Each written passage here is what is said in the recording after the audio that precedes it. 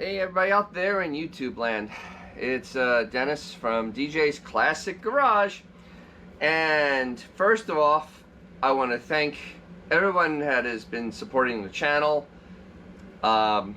It's great. We're already up to almost 1,000 watch hours, which is awesome. We're closing in on 300 subscribers, also very awesome. These are little steps. I'm very much appreciative of everybody. And if you just share it with someone you know that likes old cars, you know, just wants to learn about old cars or this car stuff in general, go right ahead. That'd be awesome. And you know, that's free. So today we're going to do something that is talked about a lot. I mean, a lot on the interwebs, forums. It is a hot topic, and you can get a thread many pages long. It's headlights and what to do about headlights, because our old cars came with a sealed beam headlight.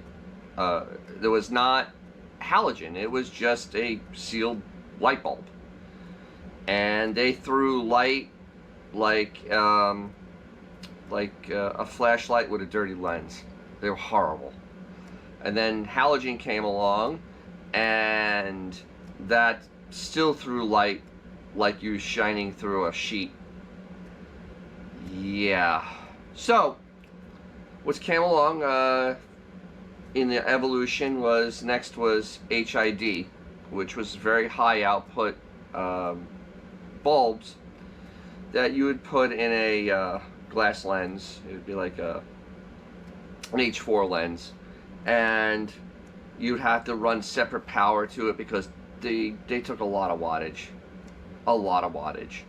so you had to do a lot of wiring. And up until about 2017, 2018, yeah, that was the way to get the most light to go forward without frying your switch. But in about 2017, a company called Cree, C-R-E-E, helped develop a better diode for an LED, which is a light emitting diode.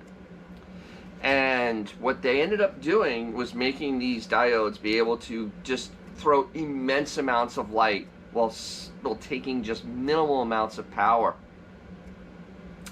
And the advantage of an LED is it's plug and play. Literally just connects to your car and you're done.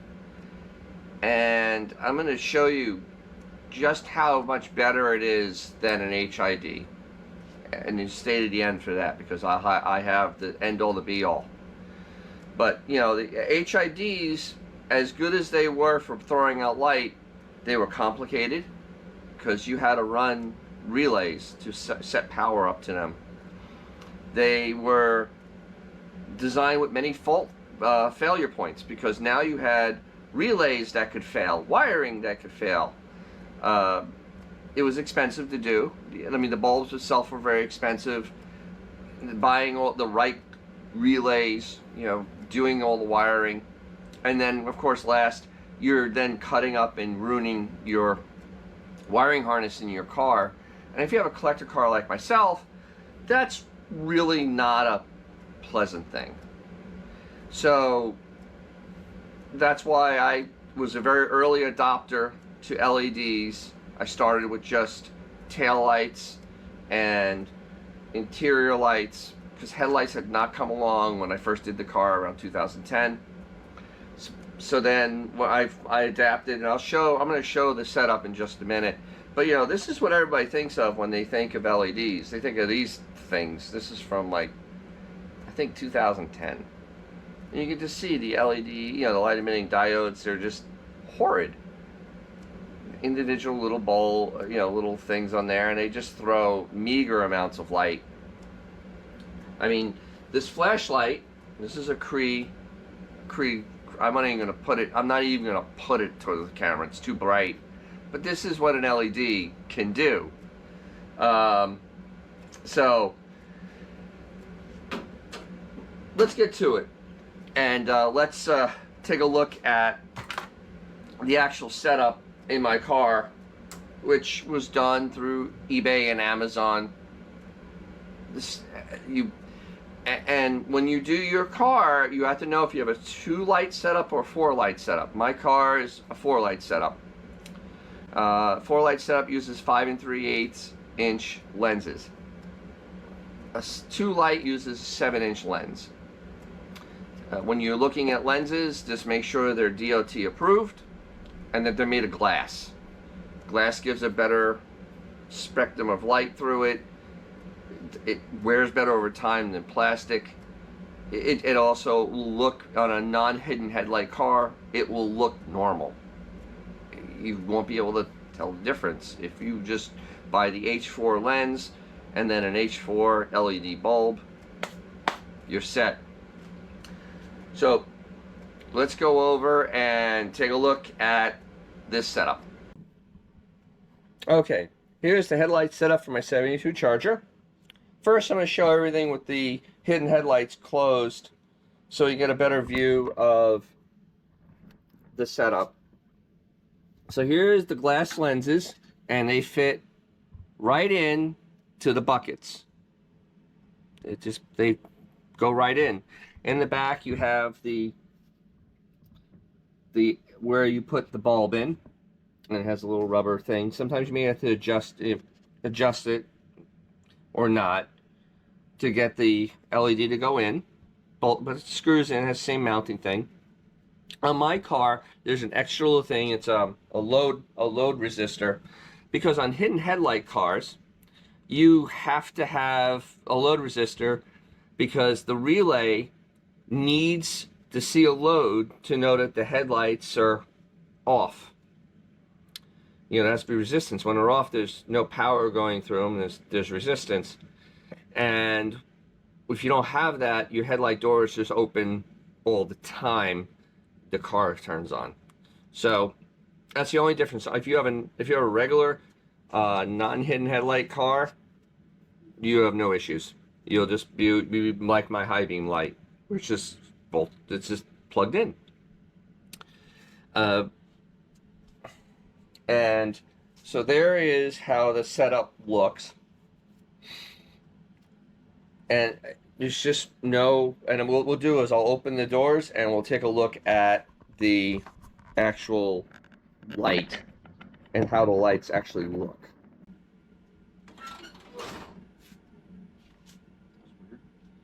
Okay, so here is the headlights. This is a very early style. This is an octane light. This is the first one I bought. As you can see, it's still glass lens. It's DOT approved, but it doesn't have the look. Now, if we turn on my high beams,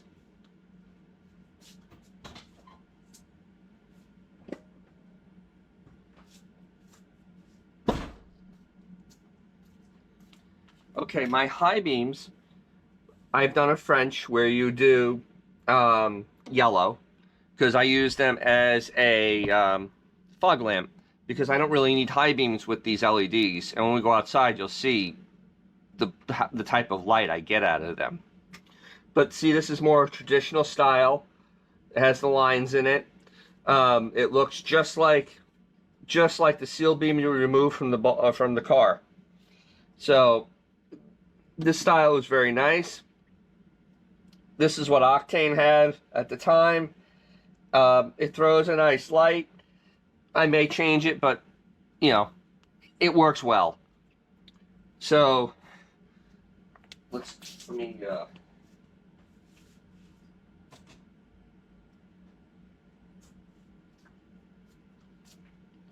okay, and with the lights off, you can see how they look. And I mean, it looks like a normal headlight, especially this one. If you buy these are available on Amazon or on eBay, where you could just buy the lenses. And this is an octane set. So there is, you know, how it, you know, just how it's set up, and it's very easy. You don't have to do anything weird. You don't have to do any wiring changes. It's there.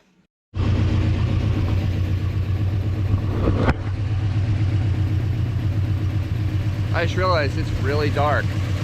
Let me stand in the headlights.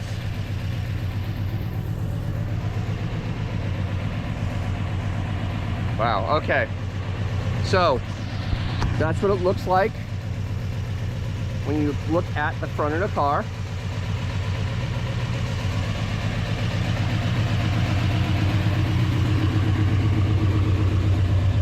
And that's what the pattern looks like. Look how bright that is. I mean, that's literally, you know, lighting up the road so you can see very clearly.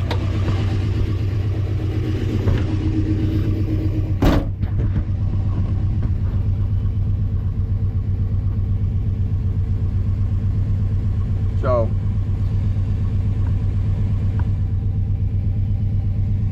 I hope you, so this is what it looks like against your garage door, your typical garage door test.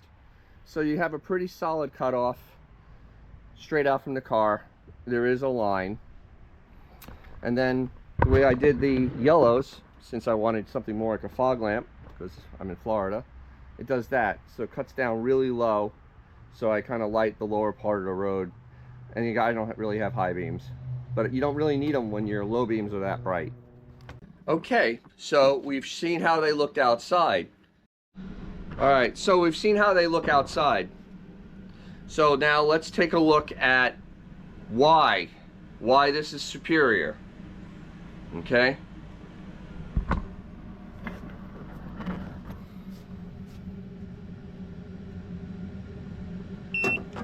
This is an amp meter. This amp meter is now reading 1.44 amps. That is what this headlight, the headlight is on. That is what that headlight is drawing, 1.44 amps. No HID is going to give you that low a draw on your switch, on your system. And you'll have just as good a light, but without any of the negative wiring implications of high amp draws. So, to me, that just ends the argument right there. Let me know what you think, though, because, and what experience you've had, because obviously they do a lot more for your car. They can make your car last longer, and well, especially the wiring, and and the bulbs themselves last a lot longer. So hopefully you got something out of this. If you did, hey, hit that like button. If you really did, hit subscribe. And thank you very much for viewing. And remember to take your classic car out, because you're going to make someone's day, including your own. Thanks. Have a great day.